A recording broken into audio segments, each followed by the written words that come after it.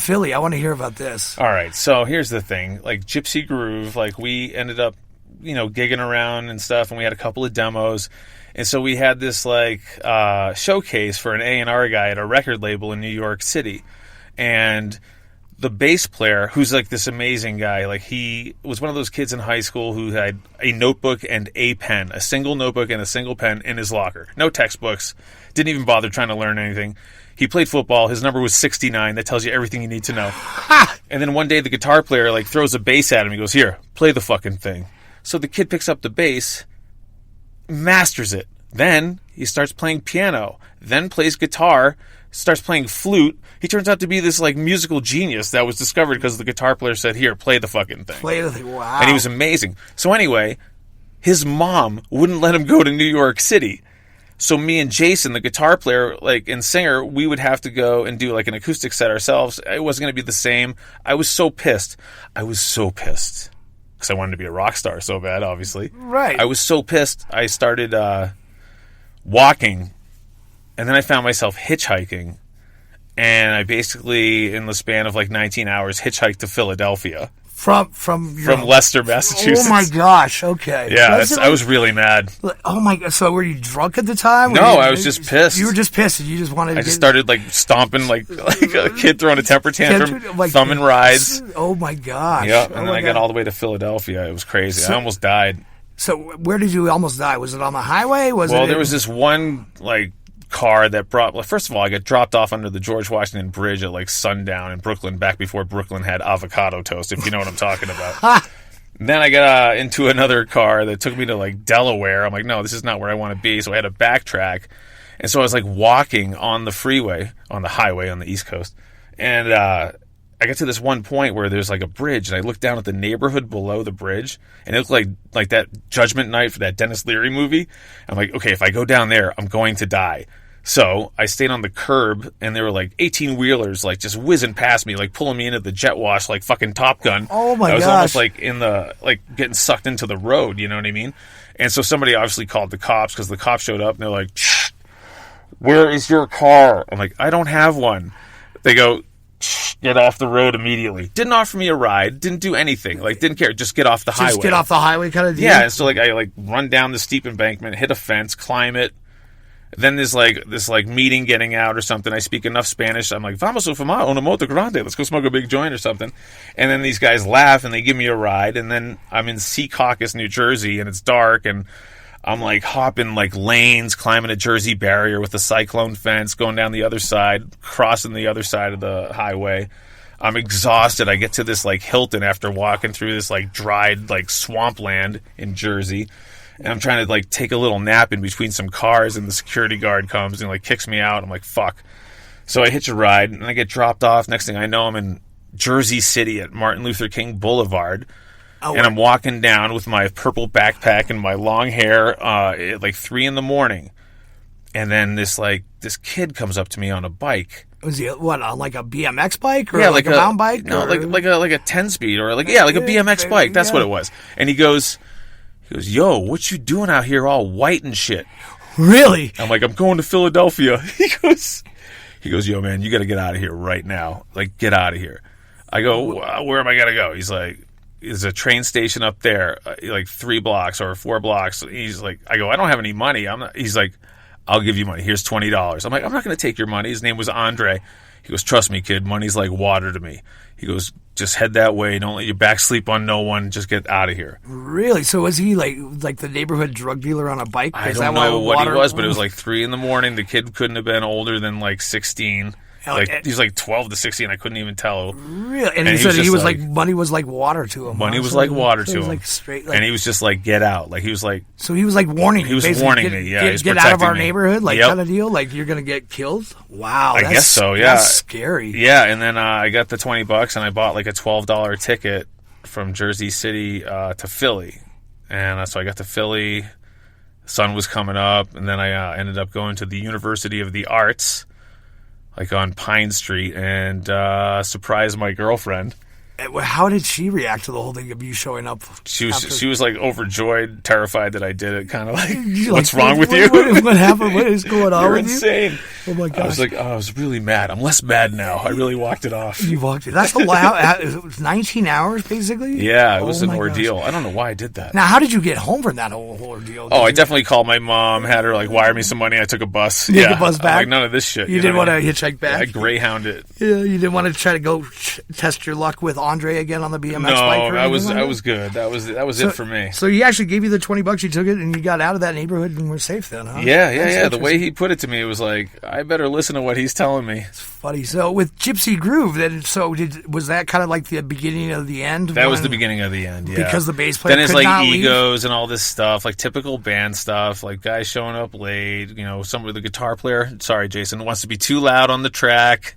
Yeah. Can't hear my voice because he wants to bury it in the guitar. These guys listen to this. Yeah, I'm going to hear about this because they listen to this shit. Yep. So now the guy that played bass, Mr. Jim, Jim? Okay, cool.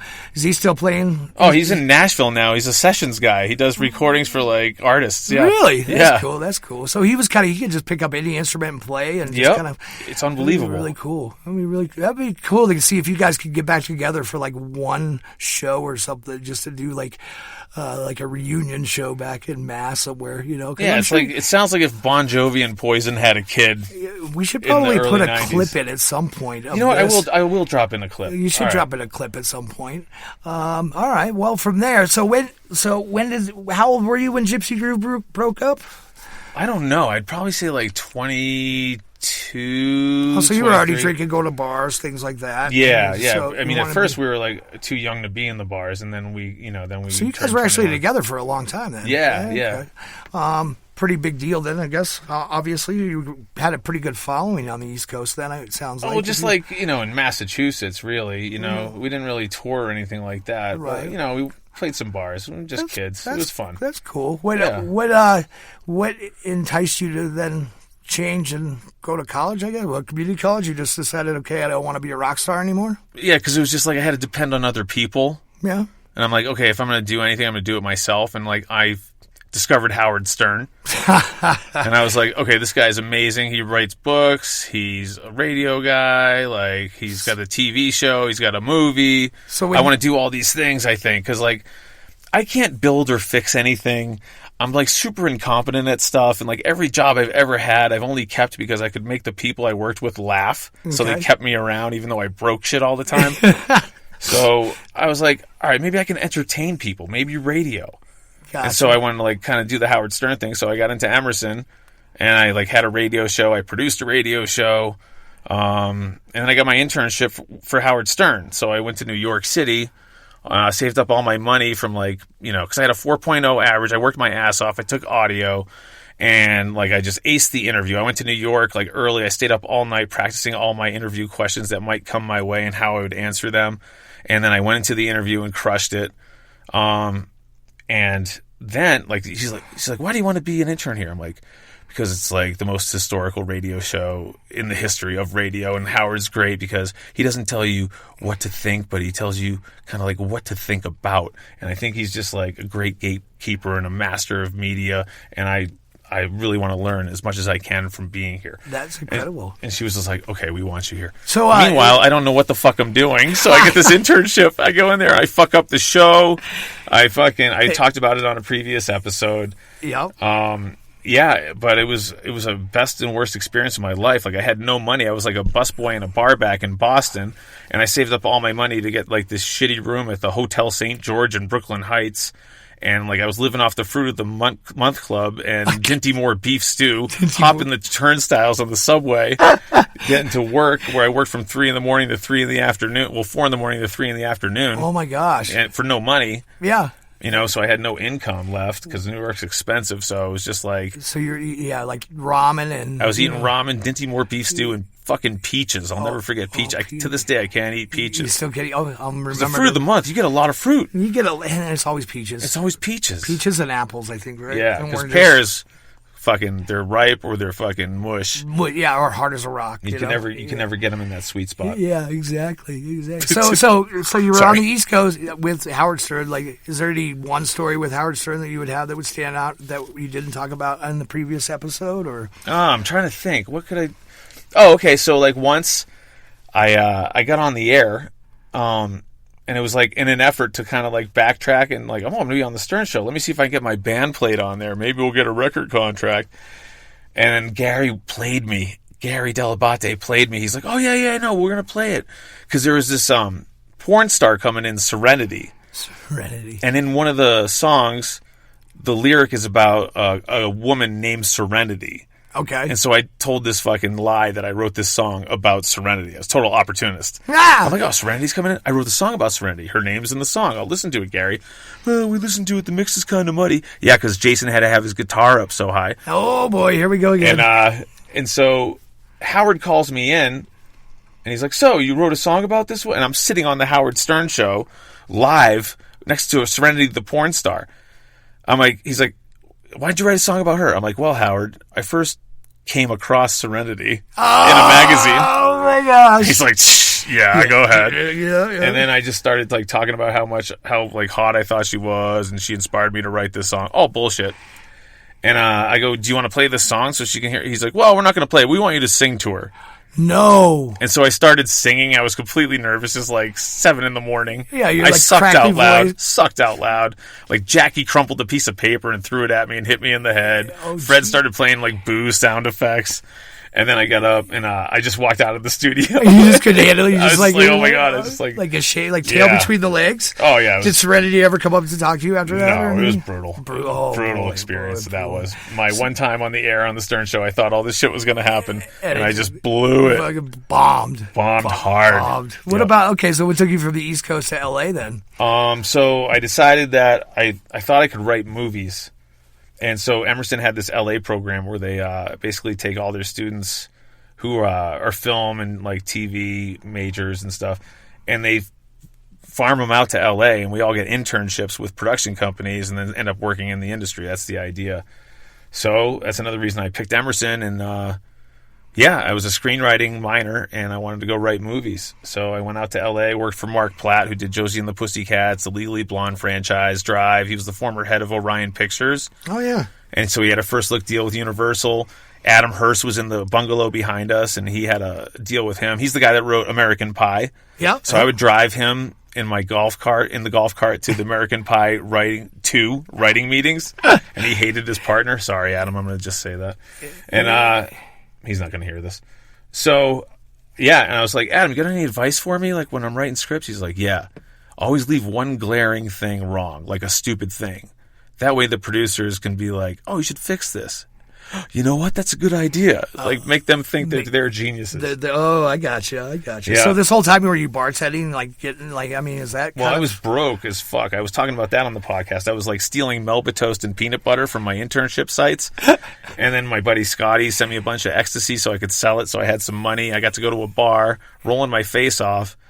And then the guy at the bar, Sal, hired me. So I got my bartending job later after like really suffering and being like living lean. Yeah. Then I get the bartending job. So then you get taken a little more seriously as a writer. Now, by this time, had you cut your hair? Were you still long hair? It was like a shag. It was kind of long. Yeah, it was like shoulder length, kind of. Gotcha. So you were more grungy than think like Bon Jovi in the Always video. Yeah, yes, it's kind of like that. Okay, all right. I just try to get the frame, the time frame down. Yeah. So then you start bartending for Sal. This was at the karaoke bar. Yeah, this is the karaoke bar. All right. Yeah. So that started your bartending career. Basically. Well, yeah, I was bartending in Boston before I left. Okay. After bar backing, they gave me like one semester left. They let me bartend. I'm like, guys, I'm going to LA. I got to know how to bartend. Yeah. So please, or I'm going to go somewhere else and learn. But I was like super valuable as a bar back because I really fucking worked my ass off, and they didn't want to lose me. So you still do work your ass off. I mean, even to this day when we work together, it's there's not too many grinders that are left in this industry like you. Oh, thanks, buddy. Yeah, of course. So I mean, I take a Tom Sawyer approach to it, where I can get other people to do my shit by pretending it's really fun. You should really try this out. You should check this out. You should really try doing this. You should totally clean underneath all those bottles because it's like super rewarding. That's right. I have to go over here now. There's going to be a little mess over here I'm going to be cleaning up. Yeah. Yeah. I'm the master of avoiding That side work. That is awesome. That is awesome. So from L.A., you moved to Aspen? Yeah, because L.A. went bad for me. So is that the whole enemy?